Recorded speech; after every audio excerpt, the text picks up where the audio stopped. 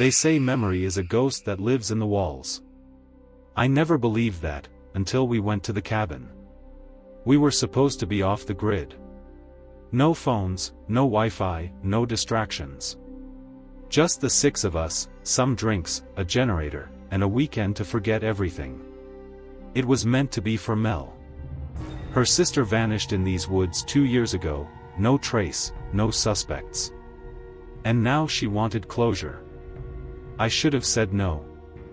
I should have listened when the old man at the gas station looked me straight in the eyes and said, "If you reach that cabin after dark, you won't leave at all."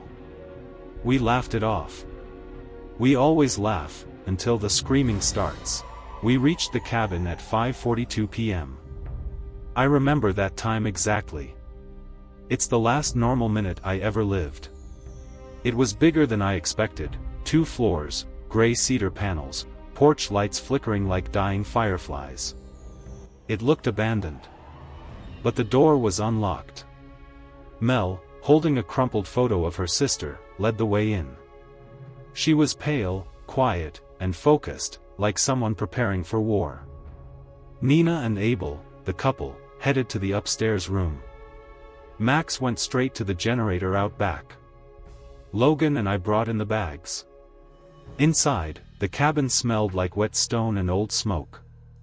There were dusty frames on the walls, none with photos, just cracked glass and water stains. A grandfather clock stood frozen at 2:06. There was no cell signal. Not even a flicker. Max returned and said, "Generator's working. Should hold us for the night." We lit a fire. Played a few dumb games. Took a group photo on Nina's digital cam. That picture is the last thing that made sense. By 10:13 p.m., the temperature dropped fast. We all huddled in the main room, sipping whiskey and trading stories. That's when Mel pulled out her sister's old journal. She said her sister came here on a dare, 2 years ago. She said the cabin felt wrong, Mel whispered. Like it knew things. Like it watched. Max rolled his eyes. Come on, Mel. Ghost stories? But then the lights flickered. Once. Twice. Then shut off. Total darkness. The fire went out like someone had blown on it. The only light left came from the blinking red camera on the wall. None of us remembered it being there. Logan was the first to move. Probably motion activated. But it was pointing straight at us. Then the upstairs door slammed. Nina screamed. Abel went up to check. We waited. We waited a long time. He never came back down. Logan and I went upstairs. The hallway was pitch black. I used my phone flashlight. No signal. 2% battery. We called for Abel. No answer. But the bedroom door was open. Inside, the bed was unmade, and the mirror was broken. There was blood, smeared across the frame like a palm print. In the reflection, we saw him. Abel. But he wasn't in the room. He was in the reflection only, standing behind us, mouth open, whispering something silent. We turned. Nothing. And then the mirror shattered completely. We ran. Downstairs, Mel was crying. He's gone. He's gone. The front door was suddenly chained shut from the inside. The fire relit itself. The generator was still off.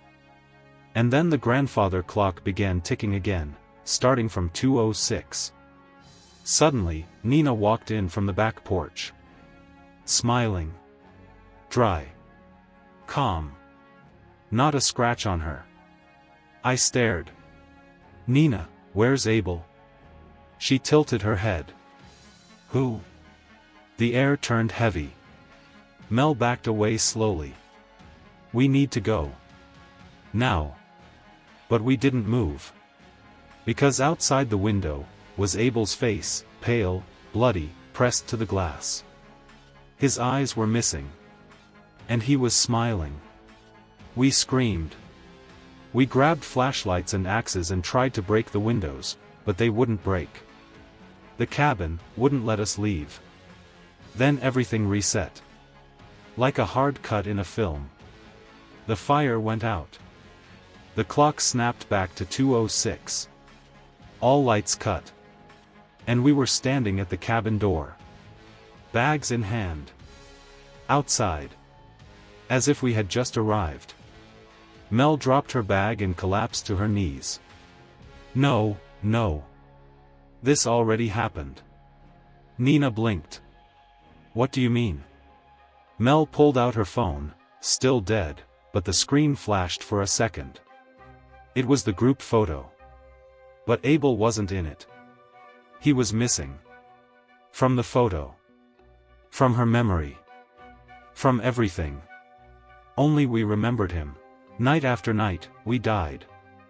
Max was dragged into the woods by something that made no sound, just fog and movement. Nina bled out through her eyes after reading something scrawled under the bed. Logan hanged himself, only to appear in the reflection of the TV, whispering, "Don't look outside." Each night reset at 2:06 a.m. Like the cabin knew our moves, and was replaying us with edits. Mel started losing it. She couldn't remember Abel's voice anymore. I couldn't remember my last name. We started writing on the walls to remember. Don't go upstairs. Max dies if the generator shuts off. Abel equals loop trigger. But when the loop reset, the messages were gone. Replaced by scratches. Scratches that said, "You are part of the memory now." Then Mel found the basement. There were hundreds of VHS tapes. Labeled by names we didn't recognize: Eli, Monroe, Harper, David, Rachel, Abel. We played one. It showed us. In this same cabin. But from the outside. Like someone had been watching for years. Mel found her sister's tape. It ended with her being dragged into the mirror. Screaming. We decided to burn the cabin down. We poured fuel. Lit it. Fire spread fast. We held hands. The heat seared our skin. And just before the roof collapsed, the clock ticked to 2:06. And we were back. Outside the cabin. Bags in hand. Again. After the 7th reset, Mel stopped speaking. She just sat on the porch every cycle, staring at the trees. I kept a journal. I wrote on my arms. I carved notes into the cabin floor. But every reset, they vanished. The cabin didn't want us remembering. One night, I decided to go where we hadn't gone yet. The root cellar. It was hidden under a rug near the back room. A latch with no handle. I pried it open with a crowbar we'd looted from Max's pack. The hinges screamed as I pulled. It led to stone steps. Cold air drifted up like death had been waiting down there. I took Mel with me. She didn't argue. She just followed. The air turned thick with mildew and wet soil. The hallway below was carved directly into the earth, a narrow corridor with wooden beams. It stretched deeper than it should have. The cabin wasn't that big, yet the hallway twisted, tunneled, descended. Then we reached it, a stone chamber, circular, ancient, candlelit, and dry despite the soil above. And at the center of the room, a stone chair. Straps on the arms. Dried blood on the seat. And a journal placed neatly in front. Mel opened it. It wasn't her sister's. It was her own. Entries we'd never written. Descriptions of deaths we hadn't yet experienced. Places we hadn't yet explored. Notes in her handwriting. And at the last page. One must remember. One must remain. Then the wall behind the chair moved, stone grinding against stone. A second room opened. Inside were 6 body bags. Each tagged with our names. Max, Nina, Logan, me, Mel, Anne, Abel. We turned to run. But standing in the entrance to the chamber was Abel. Or something wearing his skin. His face melted and twisted like wax held too close to flame. But his voice was calm. You keep breaking it. But the cabin remembers. Then he rushed us. I woke up screaming outside the cabin. Again. Bags in hand. 5:42 p.m. Mel was already pacing. We're not real, she muttered. We're not real, we're not real. I slapped her. You're real. I remember you. That's what matters. She looked up, finally. Then it has to be one of us. What? One of us has to stay in the chair. I understood. The line from the journal. One must remember. One must remain. The loop needed a witness. Someone to bear the pain, the memory, the timeline. That's what powered it. And if one person stayed, willingly, the others could leave. We planned it fast. Logan would lure the Abel thing to the generator. Mel and I would burn the cellar. Nina would prep the exit and Max would wait. Max had died 2 loops ago. No time to mourn. No time to scream. We set it all in motion. Logan did his part. Screamed as the creature chased him. Nina prepped the escape route. I dragged the fuel down to the chamber. And Mel. Mel sat in the chair. I didn't want her to. She insisted. As the flames began to lick the walls, she looked at me. Make it out. Make it count. She smiled. And the straps tightened.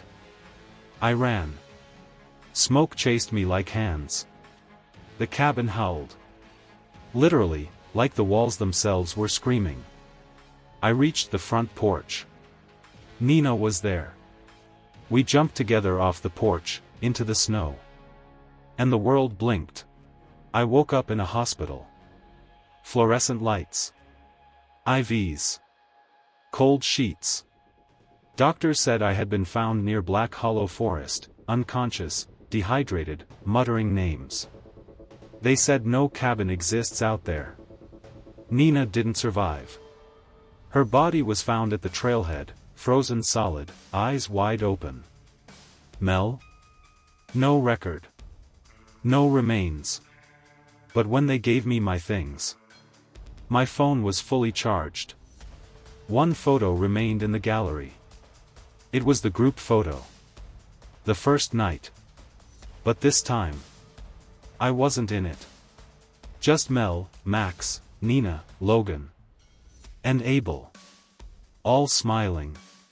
Standing in front of the cabin. And in the window behind them was me. Strapped to the chair. Smiling.